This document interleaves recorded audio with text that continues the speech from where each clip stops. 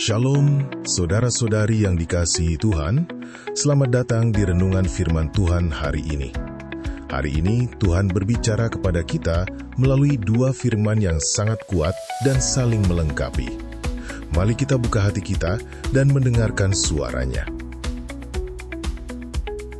Dalam Matius pasal 26 ayat 53, di tengah situasi yang sangat tegang di Taman Getsemani, Yesus berkata, "Atau kau sangka bahwa aku tidak dapat berseru kepada Bapa-Ku, supaya ia segera mengirim lebih dari 12 pasukan malaikat membantu aku?" Bayangkan saudara-saudari, satu pasukan Romawi saat itu sekitar 5.000 sampai 6.000 prajurit. 12 pasukan berarti lebih dari 60.000 malaikat. Dan Yesus bilang lebih dari itu.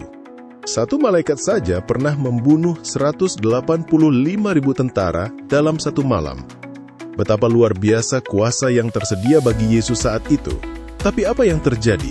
Yesus justru memilih untuk tidak memanggil mereka. Mengapa? Karena Dia tahu bagaimanakah akan digenapi yang tertulis dalam kitab suci yang mengatakan bahwa harus terjadi demikian. Di saat tampak lemah, dikhianati muridnya sendiri, ditangkap seperti penjahat dan seolah tak berdaya, Yesus tetap memegang kendali penuh.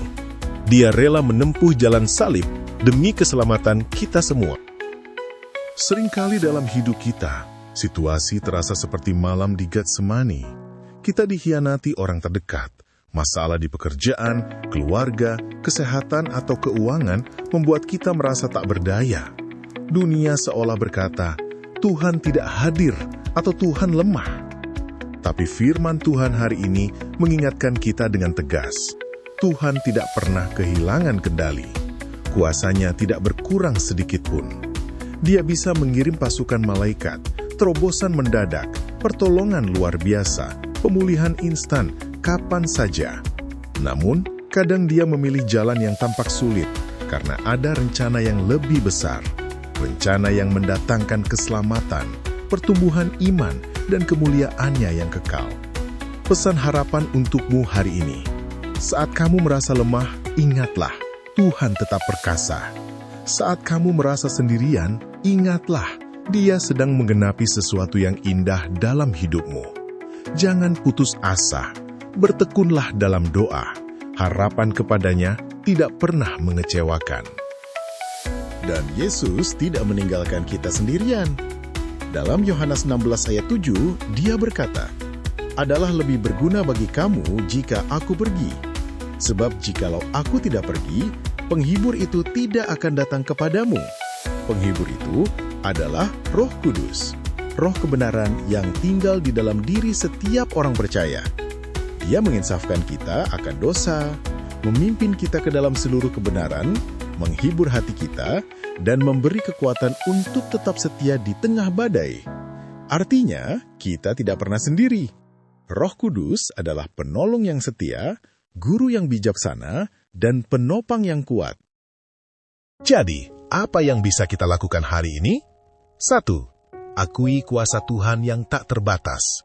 Katakan dalam hati, "Tuhan, aku tahu Engkau bisa memanggil pasukan malaikat kapan saja, tapi aku percaya Engkau sedang menggenapi rencana yang terbaik bagiku." 2. Andalkan Roh Kudus setiap pagi. Berdoalah, "Roh Kudus, pimpin aku hari ini, hibur hatiku, dan berikan kekuatan untuk taat." 3. Jangan balas masalah dengan kekerasan duniawi seperti Petrus dengan pedangnya. Serahkan segalanya kepada Tuhan. 4. Pengampunan, kesabaran, dan ketaatan seringkali adalah jalan menuju kemenangan sejati. Saudara-saudari, bertekunlah dalam firman dan doa. Roh Kudus akan berbicara kepadamu melalui Alkitab. Saudara-saudari, hari ini Tuhan sedang berkata kepadamu, "Aku masih memegang kendali atas hidupmu. Aku tidak pernah lemah. Rohku ada di dalammu sebagai penolong yang setia. Percayalah, taatlah, dan lihat bagaimana aku bekerja." Semoga renungan ini menjadi berkat dan kekuatan bagimu sepanjang hari. Tuhan Yesus memberkati dan menyertai langkahmu selalu. Amin. Kalau renungan ini memberkati hatimu, like, share, dan subscribe agar lebih banyak orang bisa diberkati Tuhan.